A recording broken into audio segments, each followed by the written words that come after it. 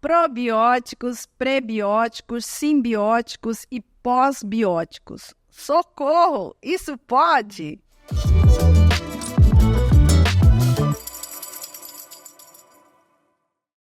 Queridos e queridas, preciso contar a vocês que a primeira vez a gente nunca esquece. Não é o que vocês estão pensando.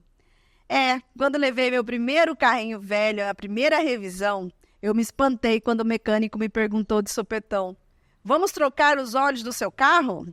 Eu, intrigada, pensei: "Que todos? Tem mais de um óleo? Não é só no motor?" Esse sujeito quer me enganar, ou porque sou jovem, ou por ser mulher, ou porque está na cara que não entendo nada de mecânica de carros. Depois entendi e dei risada, assim como vocês.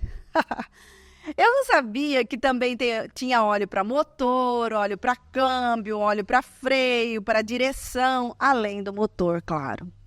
Existe óleo mineral, sintético e semissintético. Cada um tem sua função adequada. Pois assim também temos os probióticos, e uns diferentes dos outros.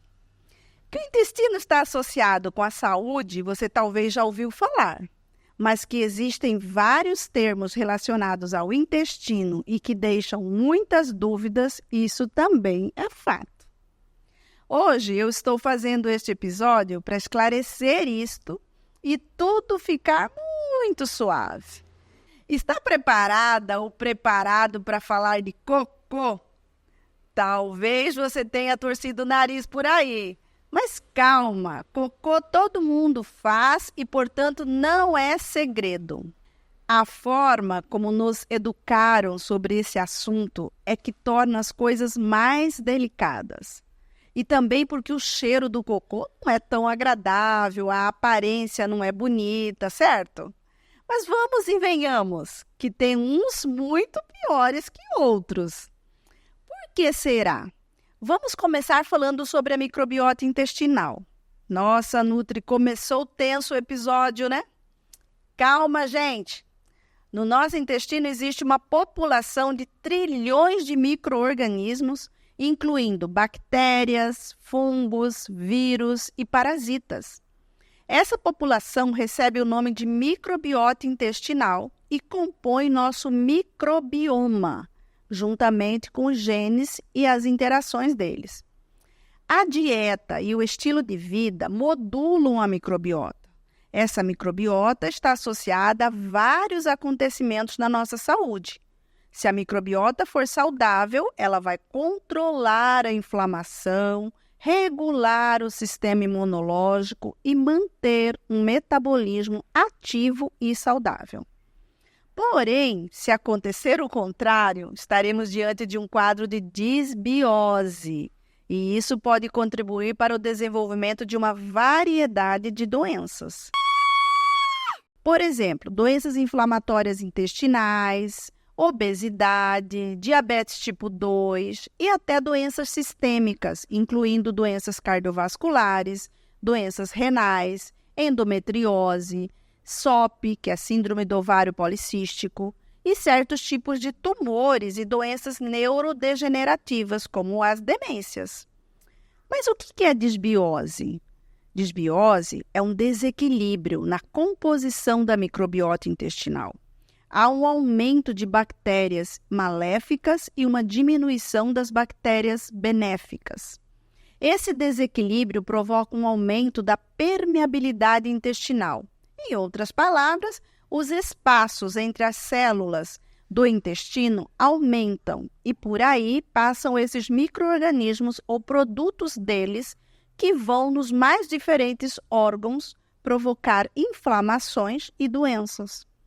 Esse desequilíbrio pode resultar em problemas digestivos, inflamação, comprometimento do sistema imunológico e outras questões de saúde.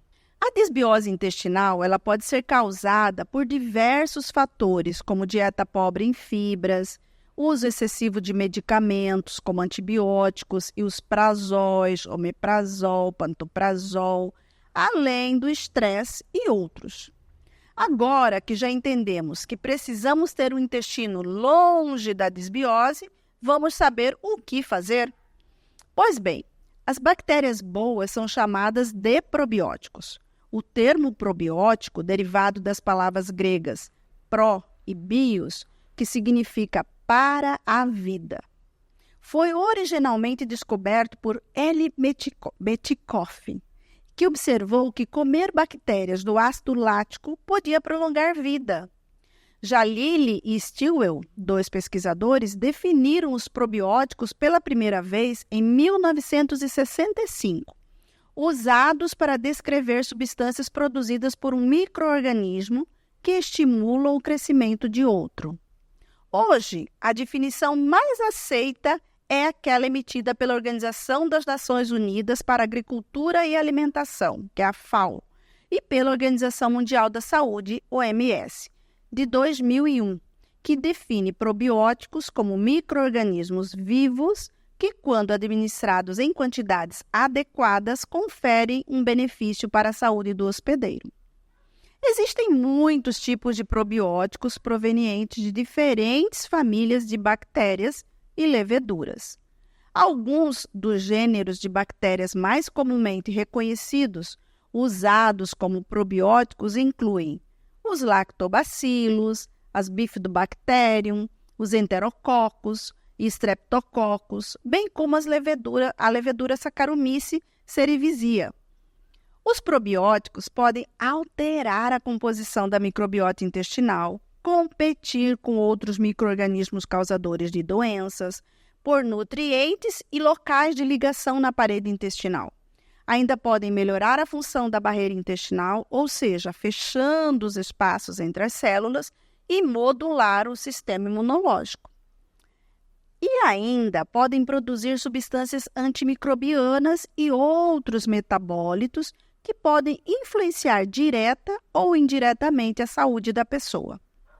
Dessa forma, podem ajudar a prevenir ou aliviar várias doenças, como as doenças inflamatórias do intestino, síndrome do intestino irritável e síndrome metabólica, doenças psiquiátricas, alergias, doenças autoimunes e até obesidade. Os probióticos são frequentemente consumidos em alimentos fermentados ou suplementos dietéticos. Dentre os fermentados, podemos citar kombucha, iogurte integral, chucrute, vegetais fermentados e até o kefir. Mas, se você é uma pessoa que vive cheia de gases, solta pum o dia todo, cuidado! Você está numa situação de disbiose e isso precisa ser tratado. Não saia só tomando probióticos porque vai piorar esse desconforto.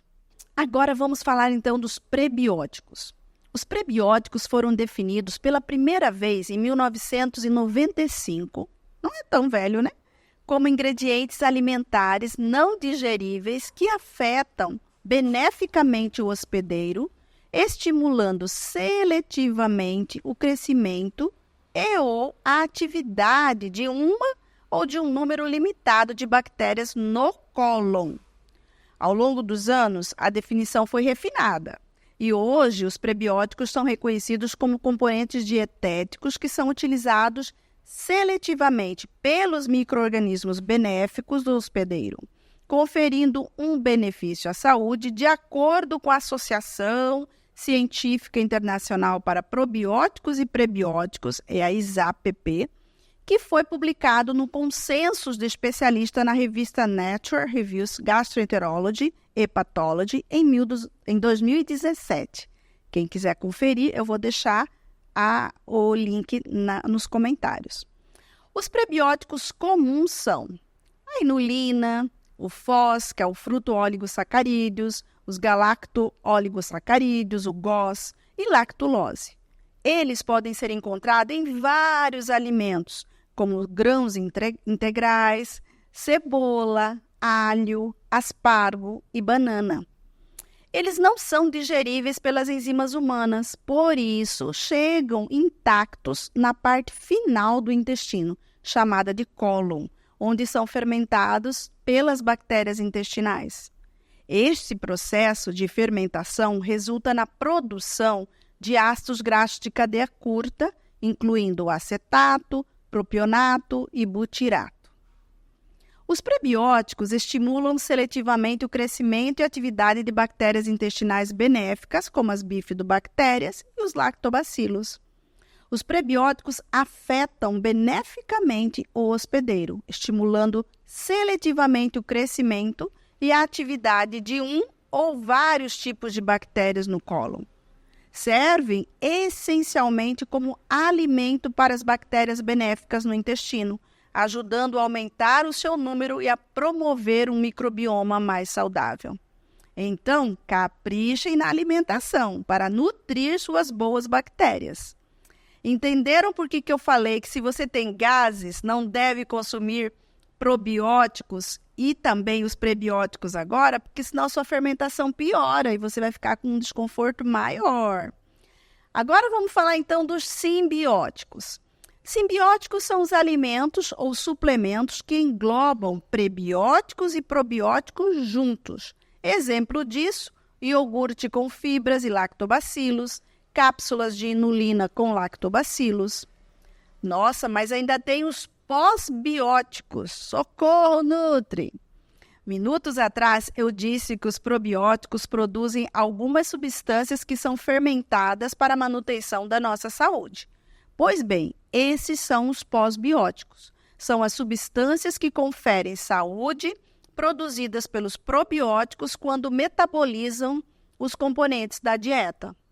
Pode ser extraído e administrado sem bactérias vivas e, por isso, conferem boas alternativas para os portadores de doenças imunossupressoras, como leucemia, pacientes gravemente enfermos, crianças que podem apresentar mais facilmente complicações. Os probióticos, prebióticos, simbióticos e pós-bióticos têm o potencial de revolucionar a saúde pública e o sistema de saúde, fornecendo tratamentos direcionados e personalizados para diversas condições de saúde. Salve este episódio, porque logo, logo, vocês verão isso acontecer em todos os consultórios. Irão lembrar que a Nutri já havia dito. Assim como cada partícula de óleo, fluido que circula no carro, garantindo um bom funcionamento, consulte um profissional nutricionista para ver o que é mais adequado em probióticos para você. Que a estrada seja longa e que você rode com altas quilometragens, com muita potência, segurança e conforto. E se você gostou deste episódio, então curta, compartilhe, deixe aqui a sugestão para os próximos. Eu estou esperando. Beijos nutridos!